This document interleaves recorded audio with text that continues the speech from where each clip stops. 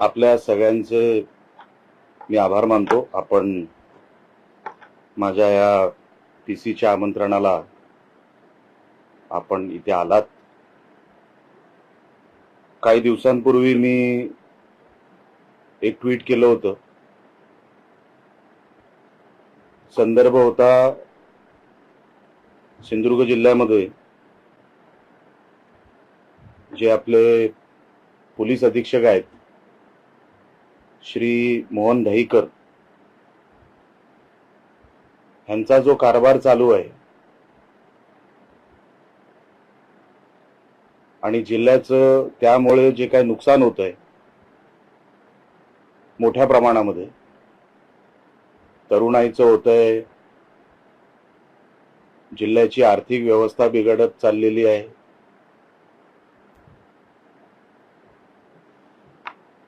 आणि या सगळ्या विषयांना अनधिकृत असेल, अनैतिक धंदे असतील, या सगळ्यांना मोहन दहीकर यांचा पाठिंबा कसा आहे असं सांगताना मी एक ट्विट केलं होतं. सन्माननीय श्री मोहन दहीकर हे आपल्या जिल्ह्यामध्ये 22 मे 2025 रोजी त्यांनी पदभार स्वीकारला. तो पदभार स्वीकारल्यानंतर आतापर्यंत आपण जो त्यांचा कार्यकाल बघतो, पहिलं गुन्ह्यांपासून सुरुवात करू. सिंधुदुर्ग जिल्ह्यामध्ये साधारण आजच्या तारखेमध्ये 1100 ते 1200 गुन्हे हे रजिस्टर्ड आहेत. हे सांगायच्या अगोदर तुम्हाला असंही सांगितलं पाहिजे की मागच्या 2-3 दिवसापासून मी पोलीस डिपार्टमेंटकडून काही माहिती मागून घ्यायचा प्रयत्न केला, तर अचानक ते अधिकारी जे माहिती देणारे होते ते गायब झाले, सुट्टीवर गेले. त्यांची उत्तरं बदलली आणि ते काही सरळ उत्तर देऊ शकले नाही. मला त्यांच्यावरचं दडपण लक्षात आलं म्हणून मी त्यानंतर त्यांना डिस्टर्ब केलं नाही. तर 1100 ते 1150 हे साधारण गुन्हे रजिस्टर्ड दिसत आहेत. ह्याचं जर कन्व्हिक्शन रेट तुम्ही बघितलं, जे कन्व्हर्जन होतं क्राईम टू शिक्षा, क्राईम टू पनिशमेंट, आपल्या जिल्ह्यामध्ये मागच्या वर्ष दीड वर्षामध्ये हा जो रेट आहे हा लेस देन 20% आहे. 20% खाली आहे. म्हणजे यांचा अर्थ काय होतो, केस रजिस्टर होते, कोर्टामध्ये दाखल होते, FIR दाखल होतो, ऍडजस्टमेंट होते आणि ज्याच्यावर केस होते तो बाइज्जत बरी होतो. ह्याला म्हणतात कन्व्हिक्शन रेट आणि त्याच्यावरचं कन्व्हर्जन. म्हणजे ज्या जिल्ह्यामध्ये कन्व्हर्जन हे 20% कमी आहे, गुन्हे रजिस्टर्ड आहेत, अनेक अजून प्रलंबित आहेत, त्याचा अजूनपर्यंत कुठे काही शोध नाही, त्याचा अजूनपर्यंत काय चाललंय आम्हाला माहित नाही. कोर्टामध्ये जेव्हा हे सगळे गुन्हे जातात ते कन्व्हर्टच होत नाही. काही किरकोळ लोकांना शिक्षा होते, जे ऍडजस्टमेंट करत नाहीत त्यांना शिक्षा होते. असे हे 20% खाली आपल्या जिल्ह्यामध्ये. आणि माझ्याकडे प्रत्येक तालुक्याची आकडेवारी आहे, पण ती आकडेवारी सांगून तुमचा मी वेळ घेणार नाही. तुम्हाला कधी ती आकडेवारी जी माझ्या हाती लागली आहे ती तुम्हाला हवी असेल, मी तुम्हाला तो सेपरेट पेपर आहे पत्रकार परिषदेनंतर तुमच्या समोर ठेवतो. म्हणजे प्रत्येक तालुक्याची तुम्हाला किती गुन्हे झालेत त्याच्यावरती आता ते त्यांचं काय होतंय ही सगळी आकडेवारी तुम्हाला मी देतो. हा झाला कन्व्हर्जन म्हणजे क्राईम टू पनिशमेंट. ह्याचा रेट आपल्या जिल्ह्यामध्ये लेस देन 20% आहे, तुम्हाला मी सांगितलं. त्यावरूनच पोलीस डिपार्टमेंट, माझा खरं तर पोलीस डिपार्टमेंटवरती काही आक्षेप नाही. जेव्हा पोलीस डिपार्टमेंटचा बॉस तो ठरवतो की डिपार्टमेंट कसं चालवायचं, जर वरचा प्रमुखच पोलीस एक फार मोठं ही रॅकेट आपल्या जिल्ह्यामध्ये आज सगळीकडे आपल्याला दिसते आणि हे प्रत्येकाला माहिती आहे, गावागावात आहे. आता मी ही जी बनावट दारू बॉर्डरवरून क्रॉस होते, गोवा बॉर्डरवरून आपल्या राज्यात येते. तुम्हाला मी तारखा सांगतो, ह्या ज्या गाड्या पकडल्या गेल्या, या कुठल्या तारखेला पकडल्या गेल्या आणि कुठे पकडल्या गेल्या, गोवा राज्यातून आलेल्या. 30 जुलै 2025 अणसुरा येथे दारू जप्त, तालुका राजापूर. 16 जुलै 2025 दारू पकडली गेली, तालुका राजापूर. 3 सप्टेंबर 2025 पन्हाळे सौंदळ इथे पकडली गेली. 2,11,00,000 दारू पकडली गेली, तालुका राजापूर. 28 डिसेंबर 2025 दारू पकडली गेली, तालुका राजापूर. 5 डिसेंबर पकडली गेली, तालुका राजापूर. 10 मे 2025 बनावट दारू पकडली गेली, तालुका राजापूर.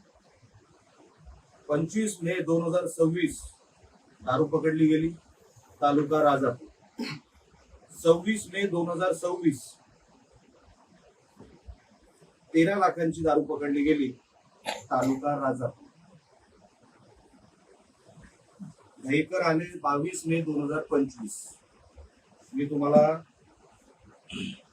जुलै पासूनच्या तारखा सांगितल्या. ह्याच्यामध्ये एक तरी कारवाई सिंधुदुर्गामध्ये झाली का?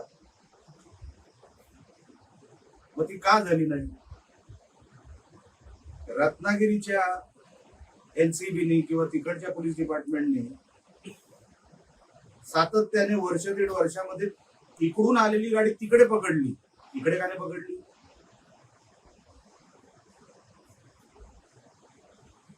म्हणजे यांचं रॅकेट आहे. इतक्या वेळेला दारू पकडली गेली, एकदाही सिंधुदुर्गात पकडली गेली नाही मागच्या 1.5 वर्षात. ती सगळी पकडली गेली रत्नागिरीमध्ये. याचा अर्थ मी काय समजायचा? त्याच्यावर मी नंतर येईल की नेमका हप्ता किती जातो. पुढे गांजा आणि ड्रग्ज. आता गांजा आणि ड्रग्ज सप्लाय करणारे आणि त्यांच्यावरती झालेली कारवाई ही 2025 पासून ते 2026 पर्यंत कुडाळ, कणकवली, कुडाळ, मालवण, कुडाळ, पिंगुळी, कुडाळ, कवळीकट्टा ही 7 ते 8 वेळा कारवाई झाली. सकाळी पकडले, संध्याकाळी सोडून दिली, दुसऱ्या दिवशी सोडून दिली.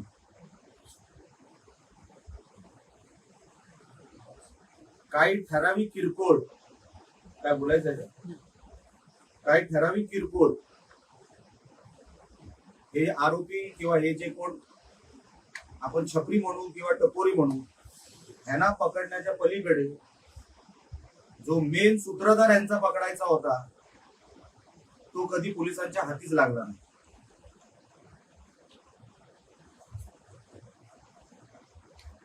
दोन 5, 15, 20 यांची ठरलेली पोरं, त्यांच्यावरच कारवाई. पण हा सप्लायर कोण आहे? कोण कुडाळपर्यंत हे मटेरियल आणतंय? बॉर्डर कोण क्रॉस करतंय? कुठल्या मार्गाने येतंय? समुद्राच्या मार्गाने येतंय किंवा कुठल्या घाट मार्गाने येतंय? ह्याचा शोध 1.5 वर्षामध्ये झालेला नाही. इन्व्हेस्टिगेशन की चला हा पकडला गेला, पण तुला दिला कोणी, तो मेन सप्लायर कोण, त्या सप्लायरचं नाव अजूनपर्यंत पोलीस रेकॉर्ड मध्ये नाही.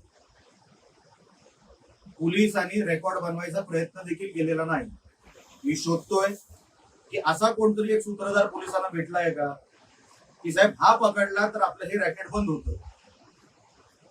चिरीमिरी कोणतरी पकडायचे, चिरीमिरी कुठली तरी कारवाई करायची आणि दाखवायची की आम्ही कारवाई केली आहे. या ड्राम्याच्या पलीकडे पोलिसांनी मागच्या 1.5 वर्षामध्ये काही केलेलं नाही. त्यानंतर आली गो हत्या, गो तस्करी.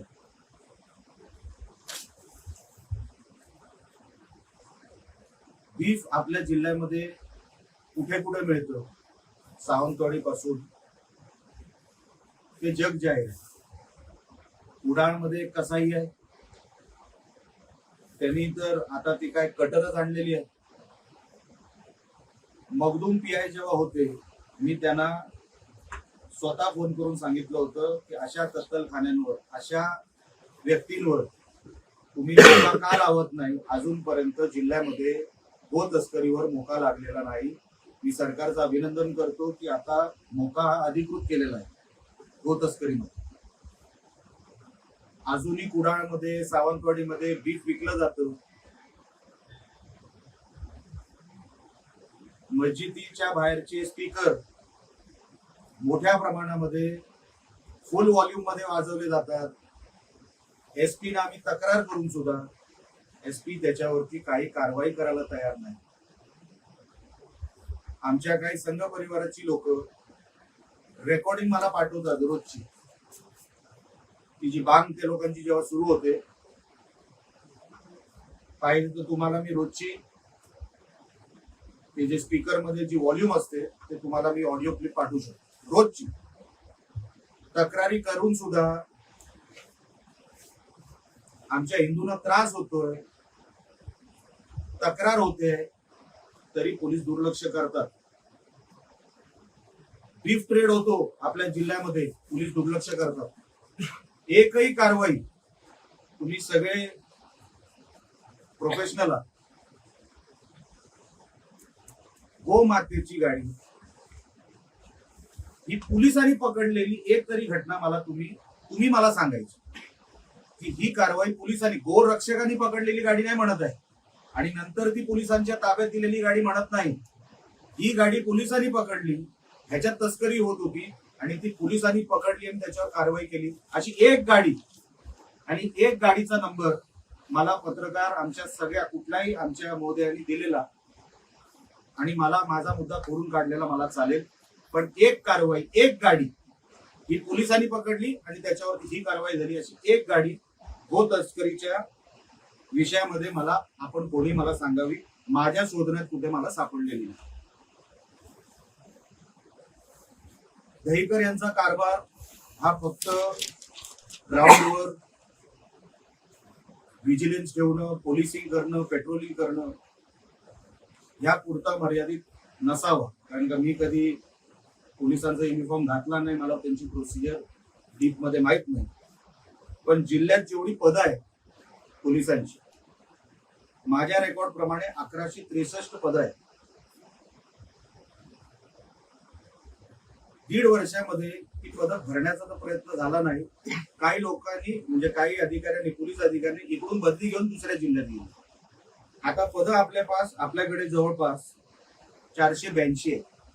म्हणजे वर्कफोर्स हा 50% पेक्षा कमी आहे पोलीस डिपार्टमेंटचा आपल्या जिल्ह्यामध्ये. ही जबाबदारी कोणाची आहे? एसपीची नाहीये. दोडा मार्गामध्ये रबर प्लांटेशनच्या नावाखाली परप्रांतीय लोक येऊन तिथे गांजा उगवत आहेत. स्थानिक जाऊ शकत नाही भीतीपोटी, कोणी जाऊ शकत नाही भीतीपोटी. तो एरिया असा वेगळा पाकिस्तान केल्यासारखाच झालेला आहे. आजपर्यंत एसपी साहेबांना असं का सुचलं नाही की मी तिकडे दोडा मार्गात जाऊन, जो आमचा सिंधुदुर्गाचा भाग आहे, जिथे रबर प्लांटेशनच्या नावाखाली गांजा उगवला जातोय, गांजा, आणि हेक्टर किती, 1800 पेक्षा जास्त हेक्टरवर रबर प्लांटेशनच्या नावाखाली गांजा बनवला जातो. आता तिथे वेगवेगळे ड्रग्ज बनवले जातील, माहित नाही, कारण का तिथपर्यंत कोण गेलंच नाही. सगळ्यांना बाहेरून संशय आहे, हे काम कोणाचं आहे? पोलिसांचं आहे. आतमध्ये तुम्हाला रेड मारायची होती ते इतक्या वर्षापासून, 1.5 वर्षापासून कशासाठी थांबलेलं होतं? नुसते 2-5 लोक रस्त्यावरचे पकडून गरिबांना, हे सगळे छपरी पोरं पकडून काही होणार नाही. इथे 1800 हेक्टरवर रबर प्लांटेशनच्या नावाखाली ड्रग्ज उगवले जात आहेत, बनवले जात आहेत. दहीकरांचं लक्ष नाही, दहीकरांना लक्ष द्यायचं नाही.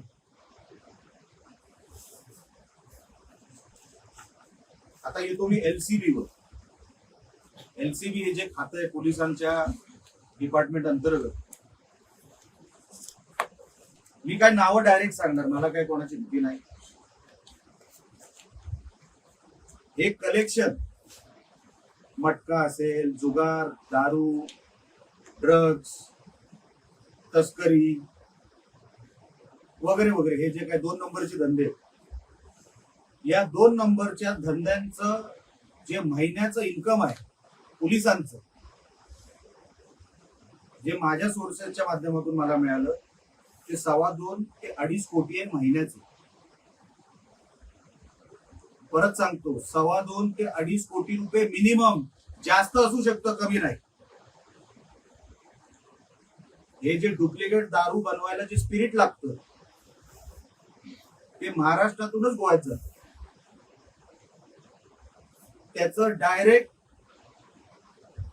कमिशन किंवा त्याचं जे काय आहे 2 नंबरचं अंडर टेबल, हे एसपी ऑफिस. कारण का ते स्पिरिट टाकल्याशिवाय ती डुप्लिकेट दारू बनवू शकत नाही.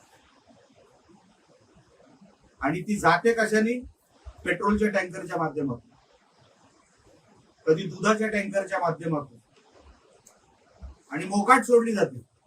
ही दिवसा होते, रात्रीची होत नाही. कुठलं तरी टँकर पेट्रोलचं किंवा इतर कुठलं तरी टँकर आहे, त्याच्यातून हे स्पिरिट गोव्याला पाठवलं जातं. उघडपणे, उघड्या डोळ्यांनी आमचे एसपी साहेब बघतात, आणि तीच दारू रिटर्न मध्ये आमची इकडे तरुणांची पिढी खराब करते. आता मी तुम्हाला एलसीबीचं सांगतो,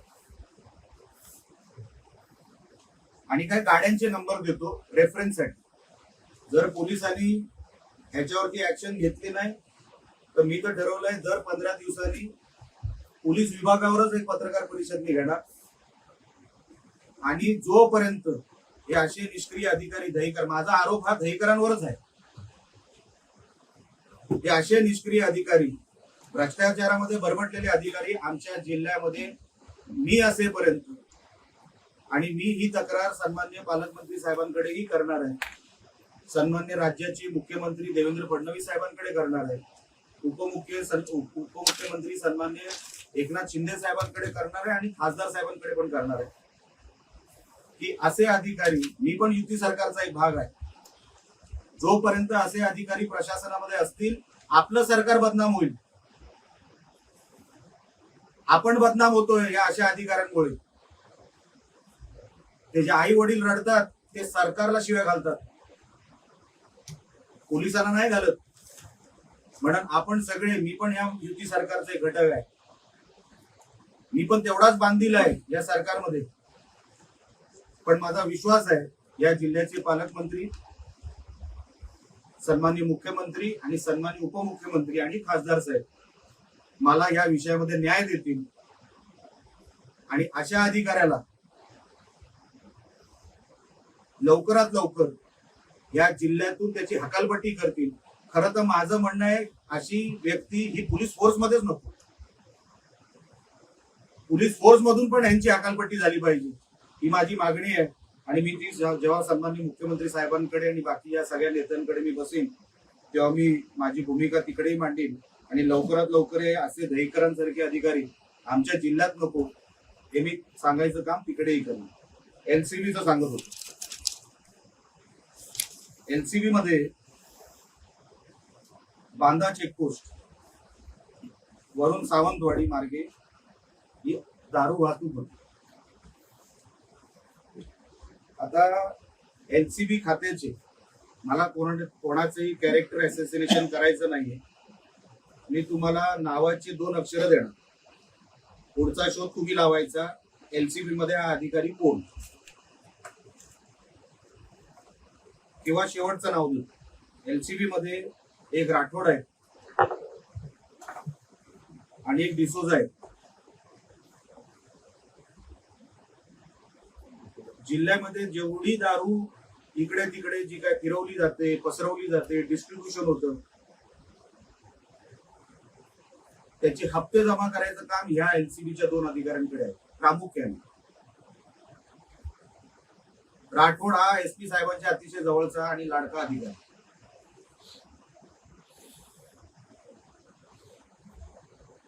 आता डीवायएसपी ऑफिस दोन वेगळे सेपरेट केलेले आहेत, सावंतवाडी डिव्हिजन आणि कणकवली डिव्हिजन.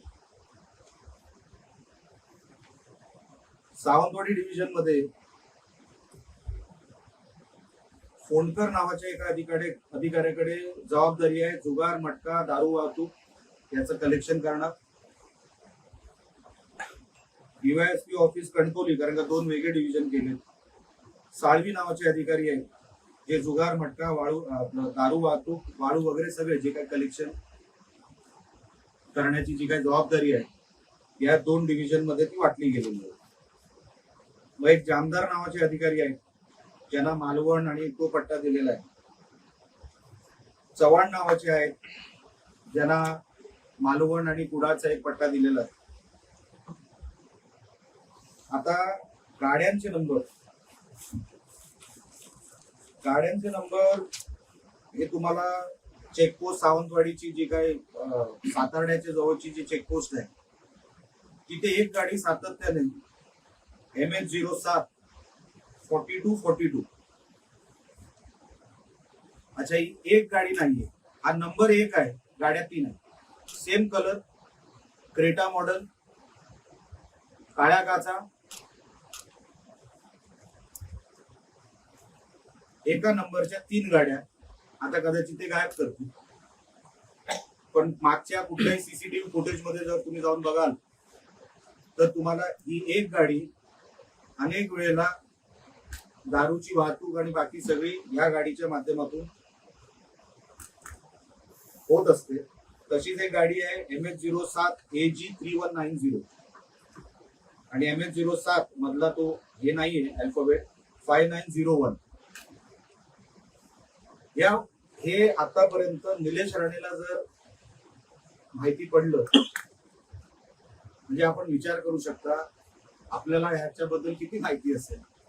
कदाचित माझ्यापेक्षा जास्तच माहिती आपल्याला असेल. हे सगळं करण्याचं कारण एवढंच, कारण का मागच्या काही दिवसांपासून पोलीस दहीकरांच्या मार्गदर्शनाखाली जसं वागतायत. हा जो डिसोजा नावाचा अधिकारी आहे हा आमच्या आवळे गावात गेला आणि सांगितलं एका छपरी गँग पकडली तिकडची आणि सांगितलं तू दारूचा व्यवसाय सुरू कर, मी तुला सपोर्ट करतो. आता ती सगळी टपोरी मुलं होती. हे आता हल्लीच सांगतो तुम्हाला, मागच्या महिन्यात. आता पोलीसच आपल्या बरोबर आणि पोलीसच आपल्याला सांगतोय की चल तू दारूचा धंदा सुरू कर, मी तुझ्या बरोबर आहे असं सांगितल्यानंतर त्या पोरांनी सुरू केली आणि हप्ता द्यायचा कुठेतरी त्याचा राहून गेला किंवा काहीतरी कमी जास्त झालं, त्याला ह्या डिसुजानेच अटक करून त्याच्यावरती कारवाई केली आणि त्याला अटक केली. जिल्ह्यामध्ये 2.5 ते 3 कोटी रुपये हा महिन्याचा हप्ता जातो 2 नंबरचा.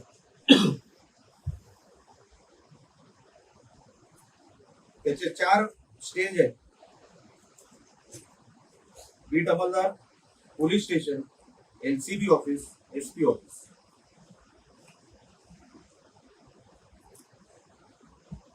आपल्याला जिल्ह्याला कुठे घेऊन जायचंय हे आता पोलीस डिपार्टमेंट नाही ठरवणार. हे उघडपणे होत आहे, उघडपणे हे सगळे प्रकार चालू आहेत. ज्या पत्रकारांनी ह्याबद्दल लिहिलं काही दिवसांपूर्वी, तुला केसमध्ये अडकून टाकीन अशी धमकी देण्यात आली. आमचे सावंतवाडीचे पत्रकार, तू लिहितोस कसा? ही जी अरेरावी चालू आहे पोलिसांची, कशाचं कोणावरच पोलिसांचं आता नियंत्रण राहिलेलं नाही. मला वाईट वाटतं, मी या सरकारचा एक घटक असून सुद्धा मला हे सगळं बोलावं लागतं. मी जेव्हा या दहीकरांना पहिल्यांदा भेटलो तेव्हा ते जिल्ह्यामध्ये आले, मी बुके द्यायला गेलो आणि बुके दिल्यानंतर त्यांना मी सांगितलं की साहेब अशी एक मोहीम सुरू करा ज्याच्यामुळे ड्रग्ज आणि ही दारू कायमची आपल्या जिल्ह्यामध्ये बंद झाली पाहिजे. हो मी करतो, माझा प्लॅन आहे. एक तरी मोहीम रेड मारण्याच्या पलीकडे, किरकोळ रेड आहे, या रेडनी काही होत नसतं. मोहीम चालवलेली या मोहन दहीकरांनी मला तुम्ही मागच्या 1.5 वर्षात सांगायचं. कुठे मोहन दहीकर रस्त्यावर दिसले, कुठे डोंगरावर दिसले, कुठल्या चेक नाक्यावर काहीतरी त्यांना काहीतरी टीप आली, स्वतः दहीकर उतरले, कुठलं आपल्याला नैसर्गिक संकट आलं त्याच्यामध्ये दहीकर पुढे आले. हा माणूस आल्यापासून बदली मागतोय. ज्या माणसाचा मूडच नाही या जिल्ह्यामध्ये राहायचा, तो कलेक्शन करणार नाही तर मग दुसरं काय करणार आहे. म्हणून मी पालकमंत्र्यांना विनंती करणार आहे, पहिलं हाकाला अशा अधिकाऱ्यांना ज्यांना कामच करायची इच्छा नाही आपल्या जिल्ह्यामध्ये. आपल्याला आठवत असेल, आपल्या जिल्ह्यामध्ये एक एसपी होऊन गेले प्रसन्ना म्हणून. जी स्पिरिटची गाडी मी तुम्हाला बोलतोय, काही ज्येष्ठ पत्रकार आहेत साहेब, तुम्हाला आठवत असेल स्पिरिटचे टँकर पकडले होते, याचा उल्लेख मी केला, जे गोव्यामध्ये जातात आणि डुप्लिकेट दारू परत आपल्या महाराष्ट्रात येतात. त्या प्रसन्नानी जी कारवाई केली होती त्याच्यानंतर त्याच्यानंतर एसपी आले असतील. सौरभ अग्रवाल यांच्या अगोदर एसपी होते, त्यांना ते नवीन होते, त्यांना काहीच कळायचं नाही. हा सगळा परत व्यवस्था बसली, कारण का सौरभ अग्रवाल कशावर ते काय घेत नव्हते, हप्त्यामुळे पुढे त्यांचा हात नव्हता, हे तसे साफ होते, त्यांचे हात साफ होते, पण कशावरच नियंत्रण नाही, लक्ष नाही. हे परत सुरू झालं आणि मोठ्या प्रमाणात त्यांना लक्षात आलं. आता हा परत मार्ग उघडला. जसं प्रसन्नानी कारवाई केली होती जेव्हा ते एसपी होते, ह्यांना कॉन्फिडन्स आला की दहीकरांच्या कंट्रोलमध्ये हा जिल्हा असताना आपण ह्याच्यातला 100% ह्याच्यातला मार्ग काढू शकतो, आणि ते तो काढला. तडीपाऱ्या, किरकोळ तडीपाऱ्या लहान 2-3 लोकांना सोडल्या किंवा राजकीय तडीपाऱ्या, मोहन दहीकरांना आमचा सहकारी, आमचा उपजिल्हा प्रमुख आनंद शिरवळकर हा मोठा क्रिमिनल वाटतो. एकमेव तडीपारी झालेली ती राजकीय.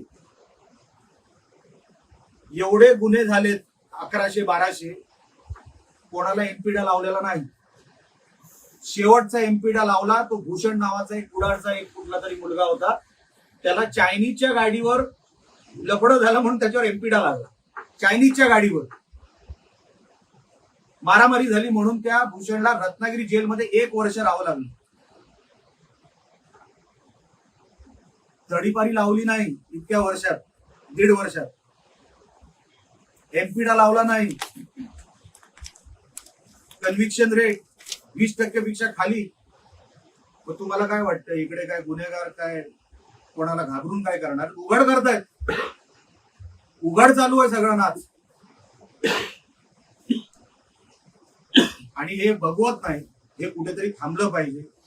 जोपर्यंत मोहन दहीकरांसारखे अधिकारी आपल्या जिल्ह्यात असतील तोपर्यंत हे गुन्हेगार असेच मोकाट, असेच आनंदात आणि समाधानाने त्यांचा कारभार करतील, पैसे कमवतील, आणि आपले इकडचे तरुण ड्रग्सच्या आहारी जाऊन, दारूच्या आहारी जाऊन त्यांचा जीव जाणार, आई वडील टेन्शन मध्ये, त्यांचं जीवन खराब.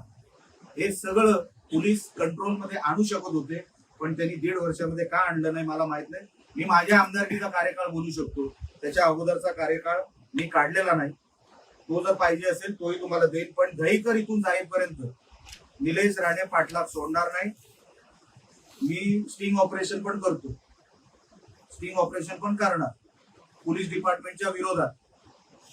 जोपर्यंत दहीकर इथून जात नाही, सुधरत नाही, तोपर्यंत माझी कारवाई माझ्या पद्धतीने मी चालू ठेवणार. मग ते पत्रकार परिषदेच्या माध्यमातून असेल किंवा रस्त्यावरती असेल, मी अशा अधिकाऱ्यांना जिल्ह्यात स्वस्त बसू देणार नाही, म्हणजे नाही. ही माझी भूमिका आहे. आपण ह्याच्यावर आणि इतर कुठल्याही विषयावर विचारायचं असेल तर विचारू शकता. पोलीस बोलताना आजचे सरपंच बांधा पोलिसांनीच व्हिडिओ व्हायरल झाला. पोलिसांनीच म्हटलंय मर्डर करून या, आणि तो व्हिडिओ मध्ये एक अरेरवीची भूमिका पोलिसांची दिली दिसते. मी सांगतोच आहे ना तुम्हाला की सरकार साहेब, इथे काय धमतच चालू आहे. जो बॉस असतो ना, त्यांनी पोलीस डिपार्टमेंट कसा चालवायचा हा त्यांच्या अधिकारातला विषय असतो. खालचे अधिकारी असंच वागणार आहे. त्यांना सिरियसनेस कुठे आहे? आज महिन्याचे एवढे पैसे मिळत आहेत तुम्हाला 2 नंबरच्या माध्यमातून, तुम्ही ड्युटी कशाला कराल? कशाला कोर्टामध्ये तुम्ही आयो म्हणून तुम्ही प्रेझेंटेशन कराल किंवा फाईट कराल? तुम्हाला सेटलमेंटचे पैसे मिळत आहेत, तुम्हाला ड्रग्ज दारूचे पैसे मिळत आहेत. या अधिकाऱ्यांना सवय लागली आहे. प्रसन्ना सारखे जे कोण एसपी साहेब होते तेव्हा आम्ही त्यांचं काम बघितलंय. काय रुबाब, काय रोखोक वागायची हो. नाही म्हणजे नाही. आज किती कंट्रोलमध्ये आणलं होतं त्या काळामध्ये हे सगळं. हा माणूस इथे बसून बदली मागतो, मला दुसरीकडे पाठवा. मग जा, उघड सांगून जा. हे जोपर्यंत जात नाही साहेब, पोलीस डिपार्टमेंटमध्ये बदल होणार नाही. कारण का ह्यांना इथे मन लागत नाही, ह्यांचा जीव इथे लागत नाही. इथून गेलेलेच बरेच. हे जातील, नवीन कोणतरी चांगले येतील तर या जिल्ह्याचं भलं होईल. पोलीस डिपार्टमेंटचं, जिल्ह्याचं म्हणण्यापेक्षा पोलीस डिपार्टमेंटचं. बदल बनवण्याचा रस्त्यावर उतरणं पसंत. मी बोललोच, मी सगळं काय, मी टोकाला जातो आणि मी टोकाला जाणारा माणूस आहे.